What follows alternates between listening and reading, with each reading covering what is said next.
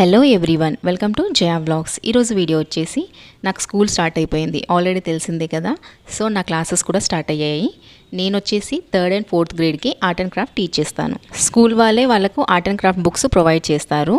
So each క్లాస్కి వెళ్ళినప్పుడు వాళ్ళకు బుక్స్ తీయమని చెప్తే బుక్స్ తీస్తారు. దాంట్లో కొన్ని పిక్చర్స్ ఉంటాయి, కలరింగ్ చేసేవి, క్రాఫ్ట్స్ కూడా చేసేవి.